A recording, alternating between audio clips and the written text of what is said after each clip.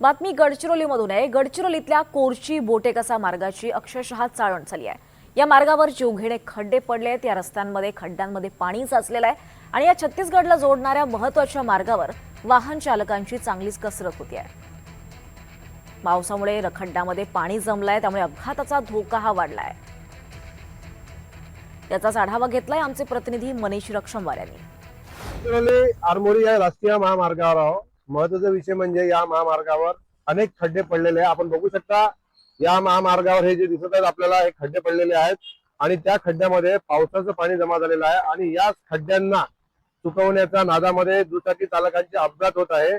या ठिकाणी आतापर्यंत असे अनेक अपघात झालेले आहेत, परंतु संबंधित जे प्रशासन आहे, पीडब्ल्यूडी म्हणा किंवा महामार्ग विभाग म्हणा, ज्या विभागाच्या अंतर्गत हा महामार्ग येत असतो त्या महामार्गाने याकडे लक्ष देण्याची नितांत गरज आहे। आपल्यासोबत या ठिकाणी काही वाहतूक करणारे आपण त्यांच्याकडून जाणून घेऊया। काय सांगाल खूप वर्षापासून सँक्शन झालेला आहे म्हणतात महामार्ग, पण त्याचं काही काय काम होत नाही आणि ज्यामुळे खूप लोकांना त्रास, ऍक्सिडेंट, रोडला खूप त्रास होतात आणि खूपदा कंप्लेंट केले पण काही लक्ष नाही।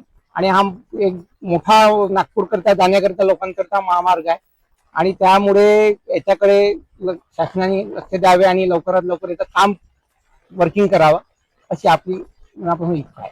या ठिकाणी एक दुचाकी चालक सुद्धा आपण त्यांच्याकडून सुद्धा जाणून घेऊ, ते काय सांगणार आहे, काय सांगाल या महामार्गाविषयी? हा पुष्कळ दिवसापासून खराब आहे रस्ता।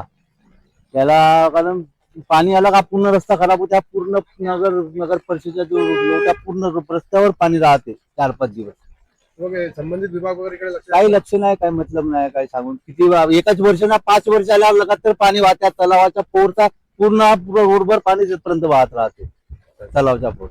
एकंदरीत आपण बघू शकता त्या खड्ड्यामध्ये एक कार सुद्धा आता अडकलेली आहे। महत्वाचा विषय म्हणजे अशा पद्धतीने या महामार्गावर अनेक खड्डे पडलेले आहे आणि शाळेचे विद्यार्थी सुद्धा याच महामार्गातून जात असतात। त्यामुळे प्रशासनाने याच्याकडे लक्ष देण्याची नितांत गरज आहे असं नागरिकांचं म्हणणं आहे। एनडीटीव्ही मराठी करता मनीष रक्षमवार, गडचिरोली।